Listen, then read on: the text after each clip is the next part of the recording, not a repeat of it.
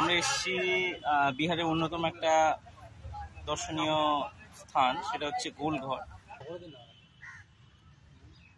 10 টাকা করে টিকিট।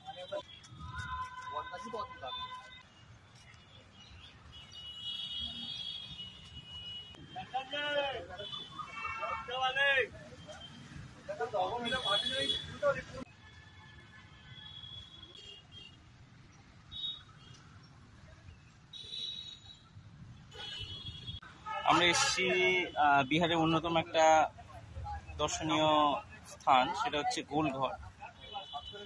এই গোলঘরে আসতে গেলে প্রতিজন পিছু 10 টাকা করে টিকিট। সোমবার বন্ধ থাকে। এই যে গোলঘর যে স্ট্রাকচার, যে স্তূপের মতো যে স্ট্রাকচারটা, এটা ক্যাপ্টেন জন গাস্টিন, কি এটার নাম, ক্যাপ্টেন জন গাস্টিন 1770 সালে এটা বানায়।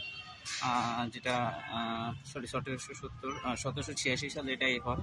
আর এটা মেনলি 1770-এ যে দুর্ভিক্ষ হয় সেটা থেকে বাঁচার জন্য তৈরি হয়। মূলত এটা যে সকল ইংরেজ অফিসার ছিল তাদের জন্য যে খাদ্যাভাব বা শস্যটা মজুত করার জন্য করা হয়েছিল। এখানে উপরে ওঠার দুটো এদিকে সিঁড়ি আছে, তবে মনে হচ্ছে সিঁড়িটা এখন বন্ধ করে দিয়েছে, লোকজন উঠে বলে বোধ হয়। হ্যাঁ, এখানে গেট করে বন্ধ করা আছে। আর পুরোটা একটা স্তূপ বা ডোম শেপ একটা আর্কিটেকচার। আর সম্ভবত এর গায়ে কোথাও একটা দুটো একটা ইংলিশ আর একটা পার্সিয়ান এই যে স্ট্রাকচার সম্বন্ধে করা আছে। আচ্ছা, সামনে ঢোকার একটা দেখলাম, এই ভিতরে ঢোকার একটা ছোট মতো দরজা দেখলাম। এদিকেও একটা ছোট মতো একটা দরজা আছে। বর্তমানে ভিতরে কেউ ঢুকতে পারে না, দেখো সব লোহার গেট দিয়ে বন্ধ করে রেখে দিয়েছে। এদিকেও একটা আছে, স্টেয়ার কেস আছে, মানে দুদিকে দুটো উপরে ওটা স্টেয়ার কেস আছে, তবে সে দুটো বন্ধ। আর ভিতর দিকে বাগান টাগান আছে, ওইদিকে একটু বসার জায়গা কি সব করেছে তাই তো দেখা যাচ্ছে।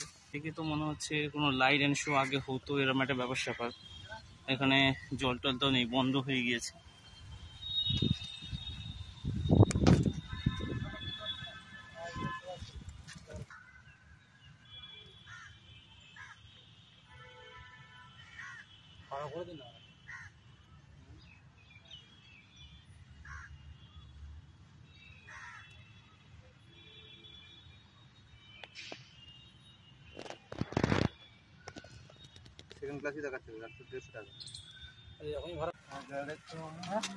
আমরা এই যে গোলঘরের এইদিকে ভিতরে রাস্তা আছে, এদিক থেকে একটু ঘুরে দেখি। অনেকক্ষণ বসেছিলাম, বেশ ঠান্ডা জায়গা, গাছপালা অনেক আছে, গাছপালা একটা সবুজ ঘেরা জায়গা দেখতেই পাচ্ছেন সবাই। বাচ্চাদের পার্ক আছে এদিকে। ওটা মুখ ঢেকে নিচ্ছে।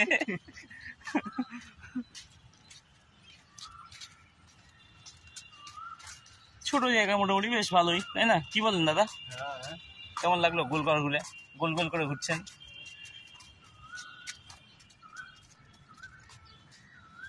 সামনের দিকে একটা বট গাছ আছে।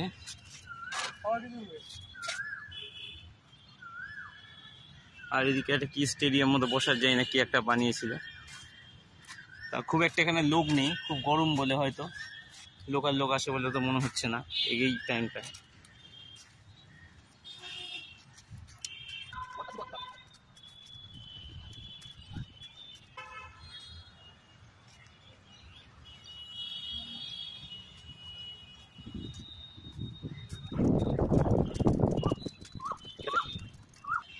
তো আমরা আবার আস্তে আস্তে বেরিয়ে যাচ্ছি। বেরিয়ে নতুন একটা জায়গা, কি উদ্যান, কি দুয়ার বললো?